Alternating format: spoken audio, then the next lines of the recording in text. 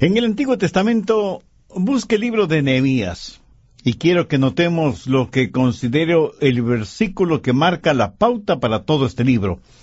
Vamos a ver Nehemías 2:20. Y luego regresaremos al comienzo del libro. Y me gusta mucho Nehemías 2:20 porque tiene mucha aplicación para nosotros hoy en día. Dice así: y en respuesta les dije, el Dios de los cielos nos prosperará, y nosotros sus siervos nos levantaremos y edificaremos. ¿No le parece estupendo este versículo? El Dios de los cielos, Él nos prosperará, y nosotros sus siervos nos levantaremos y edificaremos. Ahora regresemos al capítulo 1 de Nehemías. El título del mensaje de hoy es ¿Cómo convertir problemas en posibilidades? ¿Alguno de ustedes tiene problemas? Si los tiene, felicitaciones, porque los problemas son en realidad oportunidades disfrazadas. Y usted necesita aprender que Dios quiere que vea sus problemas como algo potencialmente bueno, y que vea sus adversidades como oportunidades.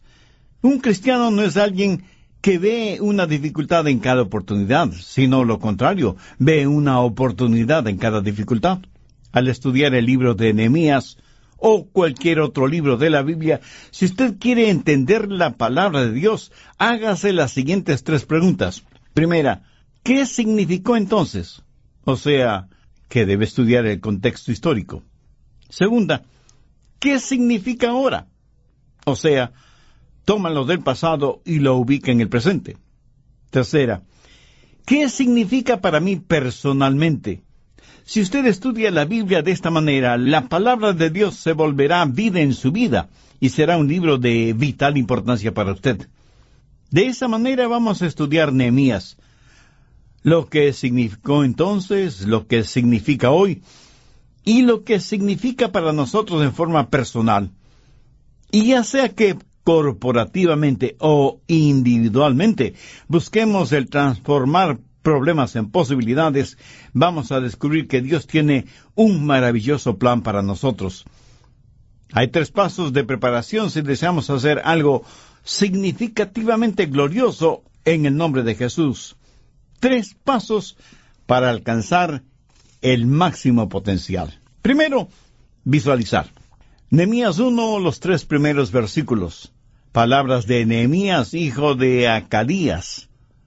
Aconteció en el mes de Kislev, en el año 20, estando yo en Susa, capital del reino, que vino Anani, uno de mis hermanos, con algunos varones de Judá, y les pregunté por los judíos que habían escapado, que habían quedado de la cautividad, y por Jerusalén. Y me dijeron, el remanente, los que quedaron de la cautividad están en gran mal y afrenta, y el muro de Jerusalén derribado, y sus puertas quemadas a fuego. Trasfondo. El profeta Nehemías está en Persia, y ha visto a ciertos hermanos que habían estado recientemente en Jerusalén. Recuerde que en ese entonces no había radio, ni televisión, ni periódicos, ni teléfonos celulares, ni internet, como ahora. Nehemías quería tener noticias de su gente, de su ciudad, en qué condiciones estaban. Querían visualizar lo que sucedía con ellos, y le informaron.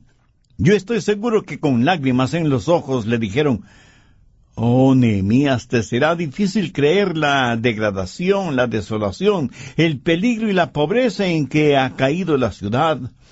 Sus hermosas puertas de acceso han sido quemadas. El muro ha sido destruido. Las calles están llenas de hierba mala y basura. La gente está desanimada, viviendo en pobreza y padeciendo hambre. Y Nehemías pudo visualizar este trágico cuadro. Una gran parte del libro de Nehemías es el relato de la reconstrucción del muro de Jerusalén. Ahora, ¿qué significa para nosotros hoy en día la reconstrucción del muro de Jerusalén en el Antiguo Testamento? Verá, el muro para nosotros hoy es algo simbólico. Muros o paredes significan protección y separación. Hablan también de conservación y de la gloria de Dios. En la Biblia, el muro, especialmente alrededor de la ciudad de Jerusalén, tiene un significado simbólico. Es una manifestación de la gloria de Dios, de la salvación provista por Dios, de la protección de Dios sobre su pueblo. Pero el muro estaba destruido. ¿Qué significa eso para nosotros en nuestros días? Que estamos llamados a reconstruir algunos muros destruidos. Y quiero que piense conmigo en lo siguiente. En la actualidad tenemos algunos muros que están o resquebrajados o completamente destruidos. Por ejemplo, el muro de la seguridad nacional. Tenemos que reconocer que nuestros países están en peligro. No crea que porque su país es pequeño y sin ninguna influencia internacional está libre de peligro. En general, estamos marchando desaprensivamente por el camino que conduce a Sodoma y Gomorra, y creo que la ira de Dios es inminente, a menos que como individuos y como nación nos arrepintamos y pidamos perdón a Dios. Estamos perdiendo imperceptiblemente en nuestras libertades día a día. ¿Será necesario que perdamos todas nuestras libertades para que las apreciemos? En 1808, el político irlandés John Philpot Curran dijo: «La vigilancia eterna es el precio de la libertad». Pero nos hemos olvidado de estar vigilantes porque nos hemos olvidado de Dios. ¿Cuál es el resultado de esto? Pues solo mire a su alrededor. Estamos viendo el colapso de la moralidad, la desintegración de la familia, el nivel del crimen ha alcanzado cifras escalofriantes y estamos viviendo en el siglo más sangriento de la historia humana. Este es el fruto que estamos cosechando, porque nos hemos olvidado de Dios. Ahora escuche atentamente lo que voy a decir. Aunque en la actualidad no se hable mucho del comunismo, eso no quiere decir que ha desaparecido. No, está agazapado en las sombras, porque tiene la firme convicción de que ellos conquistarán nuestro país sin disparar un solo tiro. Creen que caeremos en sus manos como fruta pasada de madura. Y quiero que sepa lo siguiente acerca del comunismo. Muchos jóvenes no aprenden en los colegios o universidades el peligro que representa el comunismo, porque contrario a la opinión popular, el comunismo no es primordialmente un partido político ni una teoría económica. Es una forma perversa de religión que tiene a Carlos Marx como su Mesías y como Biblia, el libro El Capital, que él escribió. Y es una religión con énfasis misionero. Sus misioneros van por todo el mundo predicando que Dios no existe. Y tienen que hacer esto porque si no lo hacen, su plataforma se vendría al suelo. El comunismo es una religión impía. Verá, una vez que se niega la existencia de Dios, entonces el ser humano ya no tiene ninguna importancia. El hombre no es más que materia en acción. No es alguien hecho a la imagen de Dios. Y como no es más que una máquina sofisticada, puede ser exterminada. Por eso no es extraño que este mismo momento en algunos países dominados por un comunismo extremista, miles de personas estén siendo asesinadas, porque el comunismo es indescriptiblemente inmoral en todos sus caminos. Y si es que el ser humano no es más que ser un animal, no debe extrañar a nadie que el comunismo trate a las personas como animales. Alguien dijo que el plan comunista para conquistar nuestros países es el siguiente: cercamiento externo y demoralización interna, más chantaje termonuclear para obtener una rendición progresiva. Y eso es exactamente lo que está pasando. Estamos rindiéndonos, renunciando a nuestras libertades morales y éticas día a día, paso a paso, camino hacia atrás, cumpliendo inocente o tontamente con la consigna comunista. Lo que muchos no comprenden es que el comunismo es una idea, una filosofía que no se puede eliminar con una bala. Lo único que puede vencer una idea es otra idea superior. Y esa idea superior no es el capitalismo, sino el cristianismo. La única cosa que podrá vencer a una impiedad militante será una piedad militante. Dicen que el promedio de existencia de una civilización es de 200 años y que las naciones comienzan a sucumbir y las murallas de defensa derrumbarse en 9 ciclos. Primero, de la esclavitud a la fe espiritual. Segundo, de la fe espiritual al coraje, la osadía. Tercero, del coraje a la libertad. Cuarto, de la libertad a la abundancia. Quinto, de la abundancia al egoísmo. Sexto, del egoísmo a la complacencia. Séptimo, de la complacencia a la apatía. Octavo, de la apatía a la dependencia. Y noveno, de la dependencia, de regreso a la esclavitud. Creo que en términos generales, nosotros nos encontramos entre los ciclos 7 y 9, y las paredes se derrumban, y necesitamos reconstruirlas para defender nuestra vida espiritual y nuestra nación. Armamento bélico tenemos más que suficiente, pero ya casi no tenemos armamento espiritual. Muchos países del mundo son áreas de desastre debido a inundaciones, huracanes, terremotos, deslizamientos. Eso en lo físico, lo material. En lo moral, hace 100 años, solo el 3% de los matrimonios terminaba en divorcio. En la actualidad, más del 60% de los matrimonios terminan en divorcio. ¿Se dan cuenta? En 100 años, el porcentaje de hogares destruidos ha ido del 3% al 60%. Las paredes morales casi han desaparecido. Tanto es así que hay un poderoso movimiento socioliberal que proclama que el divorcio es bueno y que en última instancia no son los padres los que deben encargarse de la educación y la formación moral y espiritual de los hijos, sino agencias y personas especializadas. Lo que están diciendo con esto es que quieren hacerse cargo de nuestros hijos, de nuestros nietos, para indoctrinarles y lavarles el cerebro para que estén listos a funcionar en la nueva sociedad que ya está siendo creada. Y tenemos que visualizar todo esto. No podemos ser como el avestruz enterrando nuestra cabeza en la arena, como si por eso la realidad dejara de ser realidad. Las paredes de la decencia se están destruyendo. Antes el material pornográfico solo se lo vendía en ciertos lugares de dudosa apariencia.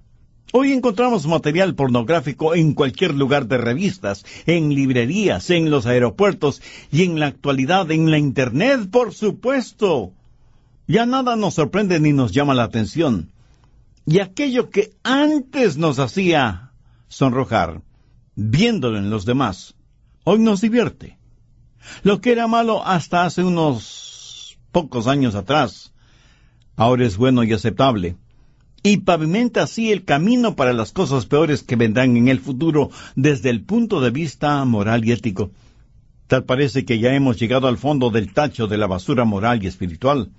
Y sin embargo, la mayoría de personas hacen bromas y se burlan de los mandamientos de Dios, especialmente el que dice que no debemos cometer adulterio. En nuestros días hemos aceptado la pornografía como una cosa natural, y eso asusta. Y la gente dice, pues no hace ninguna diferencia, la pornografía no afecta a nuestros hijos ni a nuestro matrimonio. Con todo respeto, pero tengo que decirlo. Es una estupidez el decir que la pornografía no afecta a nuestra mente. Proverbios 6, los versos 27 y 28 dicen, ¿tomará el hombre fuego en sus senos sin que sus vestidos ardan? ¿Andará el hombre sobre brasas sin que sus pies se quemen? Escúcheme, ¿puede una persona comer solo basura sin que su salud sea afectada?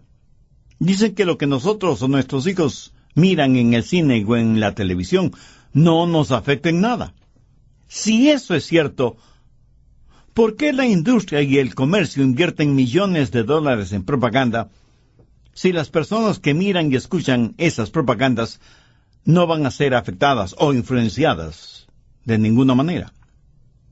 ¿Por qué poderosas empresas pagan millones por un minuto de propaganda de sus productos en la televisión si saben que eso no afectará en nada a los televidentes? Por supuesto que somos afectados por lo que escuchamos y por lo que vemos, ya sea que se trate de productos alimenticios, de automóviles nuevos, de físico-culturismo, de televisores de alta definición y principalmente de sexo. De hecho, lo que vemos nos está molestando porque aquello que estimula nuestra mente determina lo que somos. No en vano las murallas de la decencia moral están prácticamente en escombros. ¿Se ha percatado lo que está sucediendo en el sistema educativo? Hemos permitido que se prohíba la oración en las escuelas, o sea, hemos sacado a Dios de los centros educativos. Con Dios y sus palabras fuera de las aulas, se abrieron las puertas para el evolucionismo, el homosexualismo, el libertinaje sexual, el aborto, las enfermedades venéreas, la violencia, las drogas. Para poder poner en vigencia todas estas cosas, era necesario sacar a Dios y prohibir su palabra. Reconozco que probablemente hay profesores y profesoras que quieren enseñar a sus alumnos a que hagan lo correcto. Pero en nuestro mundo moderno, ¿quién determina lo que es correcto o incorrecto? Solamente Dios puede hacerlo. Por eso, como individuos y como nación, debemos retornar a Dios. ¿Cómo podemos gobernarnos moralmente? A menos que volvamos a pararnos sobre bases morales permanentes, y no sobre una moral relativa que cambia de generación en generación de acuerdo a intereses o deseos personales. En el Salmo 11:3 leemos: si fueren destruidos los fundamentos, ¿qué ha de hacer el justo? Las murallas de la moral, de la decencia, de la doctrina están poco menos que en escombros. Debemos retornar a Dios. Con todo mi corazón, creo que no hay error tan grande que no pueda ser corregido, pero necesitamos una generación de pastores, de predicadores, que puedan declarar sin temor ni temblor: así dice el Señor. Necesitamos ministros que prediquen la infalible y eterna palabra de Dios con y por convicción, no por conveniencia. En el programa anterior mencioné que hay 3 pasos de preparación si deseamos hacer algo significativamente glorioso en el nombre de Jesús. Ya hablé del primer paso, que es visualizar, o sea, imaginar en la mente, ver con la mente algo que no se ha realizado o que está distante. Y eso es lo que pasó con Nehemías en relación con Jerusalén. Él estaba en Susa, en Persia, y recibió noticias de que los muros de Jerusalén estaban destruidos y las puertas quemadas. Y dije que por analogía hemos permitido que nuestros muros de moralidad y decencia sean destruidos poco a poco, permitiendo que un liberalismo teológico y doctrinal se infiltre en las iglesias. Por eso en algunas iglesias ya no se predica en realidad la palabra de Dios, sino el pensamiento de los hombres. Desde algunos púlpitos se hace más y más énfasis en que nosotros somos los capitanes de nuestro propio destino, que depender de la seguridad de las promesas de Dios. El tema de predicación actual parece ser la tolerancia. Y aunque lo que dicen suene muy bonito y atractivo, no es bíblico. Pero muchas personas, aún creyentes, piensan que en verdad debemos ser tolerantes. Mi amigo, si usted piensa así, está en su derecho. Siga siendo tolerante y terminará tolerando todo, hasta lo intolerable. Continuemos. Antes de que malinterprete lo que acabo de decir, permítame aclarar algo. No digo que no debemos amar a las personas como individuos, quien quiera que sean, donde quiera que estén, cualquiera que sea su filosofía, o su credo, o su raza, o su color. Deben ser amadas porque Jesús las ama, sin que importe quiénes sean. Pero no debemos tolerar filosofías o credos o enseñanzas impías que minimizan quién es Dios y destruyen las fibras espirituales, éticas y morales, no solo de las personas, sino también de las naciones. Segundo paso, agonizar. Nehemías 1:4. Cuando oí estas palabras me senté y lloré, e hice duelo por algunos días, y ayuné y oré delante del Dios de los cielos. ¿Qué clase de oración fue esa? Fue una oración de contrición. Fue una oración en donde Nehemías lloró amargamente e intensamente por su ciudad. En nuestro mundo moderno parece que ya no sentimos con esa intensidad. Ni las gentes, ni las iglesias, ni las naciones oran y lloran. Hemos perdido hasta la capacidad de sonrojarnos. ¿Cuándo fue la última vez que usted tuvo o estuvo en una vigilia de ayuno y oración? ¿Cuándo fue la última vez que usted lloró por el alma de una persona no salva? En la actualidad oramos sin lágrimas, damos sin sacrificio, y el ayunar es casi desconocido, aún entre gente religiosa. Entonces no debe llamarnos la atención el que sembremos y nada cosechemos. Llorar, orar, ayunar, buscar afanosamente el rostro de Dios es una virtud que se ha perdido.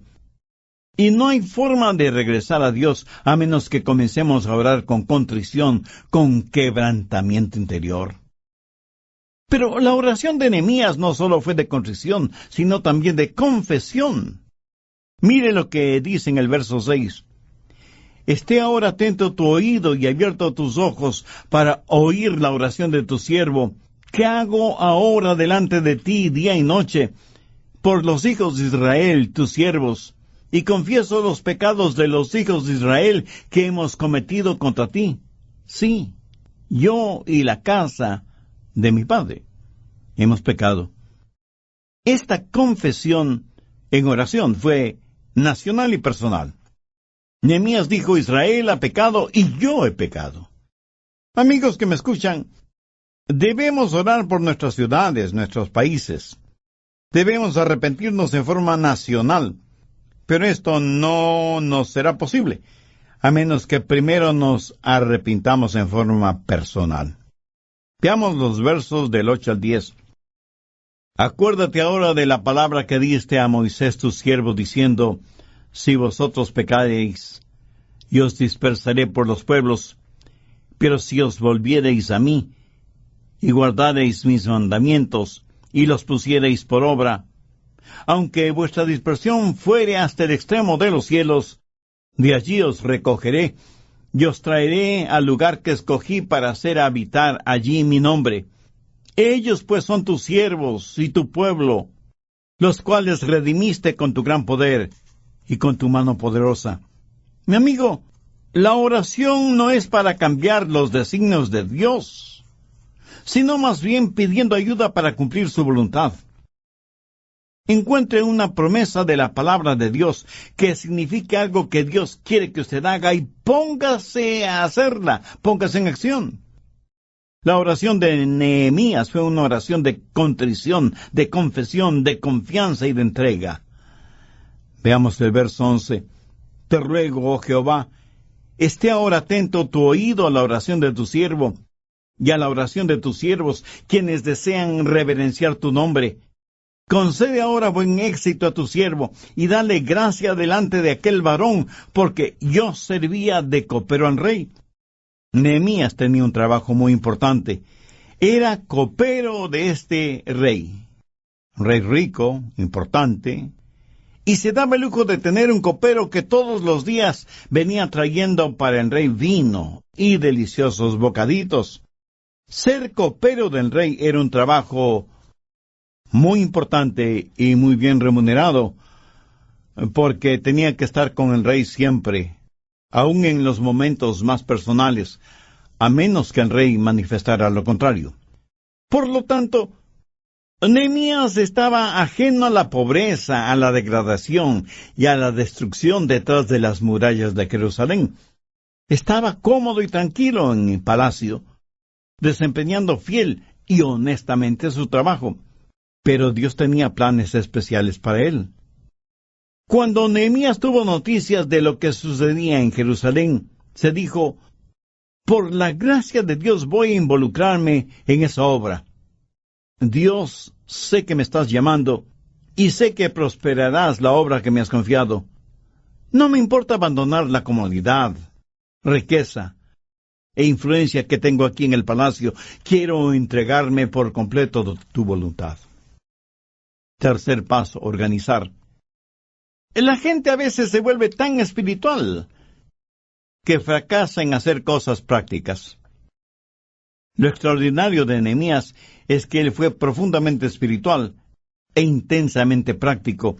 Y cuando Dios comenzó a moverse en el corazón de Nehemías y él supo de las murallas destruidas de Jerusalén y de las necesidades de su pueblo, su mente comenzó a trabajar y a desarrollar un plan guiado por los pensamientos de Dios. Cuando como cristianos en forma personal o como iglesia en forma congregacional hacemos planes, debemos empapar y saturar nuestros planes en oración para asegurarnos de que no son en realidad nuestros planes, sino los planes de Dios. A algunas personas no les gusta planificar. De hecho, muchas piensan que si usted es muy organizado, no es espiritual. Escúcheme, usted no es espiritual si es un desorganizado. Porque Dios es un Dios muy práctico. Y Él dice que todo debemos hacerlo decentemente y en orden. Veamos Nehemías 2, versos del 1 y 2. Sucedió en el mes de Nisán, en el año 20 del rey Artajerjes, que vine delante de él, tomé el vino y lo serví al rey. Y como yo no había estado triste en su presencia antes, me dijo el rey, ¿por qué está triste tu rostro? Pues no estás enfermo. No es esto, sino quebranto de corazón. Entonces temí en gran manera. ¿Por qué Nehemías estuvo temeroso de estar triste? Porque ningún copero o ningún siervo del rey se hubiera atrevido a venir ante un rey oriental con un rostro triste, porque eso entristecería al rey. Por lo tanto, estar triste delante del rey era imperdonable y el castigo era la muerte. Por eso Nehemías tuvo temor. Y el rey le dijo, «Tú no estás enfermo, entonces, ¿por qué estás triste?» Nehemías tenía una carga sobre su corazón que no podía ocultar, y la tristeza que tenía en su corazón se reflejaba en su rostro. Pero Nehemías había orado y había buscado el rostro de Dios. Verso 3. Y dije al rey, para siempre viva el rey. ¿Cómo no estará triste mi rostro cuando la ciudad casa de los sepulcros de mis padres está desierta y sus puertas consumidas por el fuego? Me dijo el rey, ¿qué cosa pides? Entonces oré al Rey de los cielos. ¿Cree usted que Nehemías respondió lo primero que se le ocurrió? De ninguna manera. Él había estado planificando por 4 meses. Él sabía exactamente lo que quería. Y él le pidió al rey 3 cosas que nosotros también necesitamos pedir a nuestro Rey de Reyes. Primero pidió permiso al rey. Veamos los versos 4 y 5. Entonces oré al Rey de los cielos y dije al rey, si le place al rey, y tu siervo ha sido hallado con gracia delante de ti, envíame a Judá, a la ciudad de los sepulcros de mi padre, y la reedificaré. O sea, pidió permiso para salir. Amigo, antes de que usted haga cualquier cosa en el nombre de Jesús, pídale permiso. Es muy peligroso el correr delante de Dios, tanto como lo es el correr detrás de Él. Nehemías le pidió permiso al rey. Y alguien dirá, bueno, en realidad Nehemías no necesitaba el permiso de un rey terrenal. Escuche, no era el rey terrenal el que estaba dando el permiso. ¿No sabe usted que los reyes terrenales están controlados por el Rey Celestial, el Rey de Reyes? La Biblia dice que el corazón del rey está en manos del Señor, y como ríos de agua, lo dirige como Él quiere. Segundo, pidió la protección del rey. Verso 7.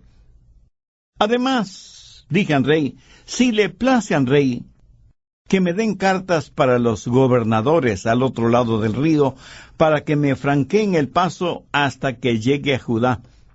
Nehemías le está diciendo al rey que al viajar y cruzar fronteras, muchos le preguntarán quién es él y qué autoridad tiene. Por eso le solicita documentos oficiales que prueben que tiene el permiso del rey Artajerjes. En otras palabras, Nehemías le dice al rey, Rey, quiero tu protección. Amigo, ¿no le da gozo el saber que como hijo de Dios, usted tiene la protección del Rey del universo? ¿No le fascina y emociona el saber que todas sus promesas están en la Biblia? ¿No le parece maravilloso el que Él nos haya dado autoridad? Jesús nos ha dado autoridad sobre el poder del enemigo, porque Él mismo dijo, toda potestad, o sea, autoridad, me es dada en el cielo y en la tierra, por tanto, id y haced discípulos a todas las naciones, y yo estoy con vosotros todos los días hasta el fin del mundo. Tercero, solicitó la provisión del rey. Veamos Nehemías 2:8. Y carta para Asaf, guarda del bosque del rey, para que me dé madera para enmaderar las puertas del palacio de la casa, y para el muro de la ciudad, y la casa en que yo estaré. ¿Qué está diciendo? El rey, para lo que es necesario hacer y construir, se requiere una buena cantidad de materiales. Ahora, note con mucho cuidado lo que Nehemías dice al final del verso 8. Y me lo concedió el rey según la benéfica mano de Dios sobre mí. ¿Lo ve? El rey Artajerjes solo fue un instrumento en las manos del rey de reyes. Anote al margen Proverbios 21:1. Como los repartimientos de las aguas, así está el corazón del rey en manos de Jehová. A todo lo que él quiere lo inclina. Escúcheme. Hasta que usted no vea, por así decirlo, la carga que el Señor le ha dado y agonice frente a esa responsabilidad y confiese sus pecados y entregue en forma total su ser a la voluntad de Él, usted no tiene el derecho de organizar nada o empezar nada. Usted debe ser capaz de decir, Dios, solicito tu permiso, quiero tu protección y necesito tu provisión porque estoy listo para la labor. Ahora, yo no estoy hablando de construir un edificio, estoy hablando de construir una vida, de construir una familia, de construir buenas relaciones interpersonales. Ya es tiempo de que los hijos e hijas de Dios empiecen a actuar como eso, como hijos e hijas de Dios. La Biblia dice que los hijos de Dios harán cosas extraordinarias. Yo pido que usted sea ayudado por Dios, para que Dios le ayude a usted, para que Dios me ayude a mí, nos ayude a nosotros a entender lo que esos acontecimientos significaron entonces, lo que significan ahora y lo que significarán para nosotros en forma personal. ¿Qué es lo que Dios le está enseñando a usted, a mí, ahora mismo, en el lugar en el cual Él nos ha puesto? Que ya es tiempo de que sintamos ansiedad y hasta desesperación por realizar la labor que Dios nos ha dado. Voy a orar una pequeña oración y le invito para que usted ore también conmigo si es que aún no tiene a Cristo como su Salvador. Ore con sus propias palabras, pero ore con convicción, con fe, sinceramente. Eterno Dios, gracias por darme este impacto espiritual por medio del mensaje de tu palabra. Y reconozco que hasta ahora solo he vivido un ritual religioso, no una relación de compromiso contigo. También sé que soy pecador y que necesito de tu gracia y tu misericordia. Querido Señor Jesús, tú sacrificaste tu preciosa vida en la cruz del Calvario como pago por la culpa de mis pecados para perdonarme, limpiarme, salvarme y darme vida abundante. Hoy te recibo como mi Salvador y mi Señor. Hazme la clase de persona que tú quieres que sea.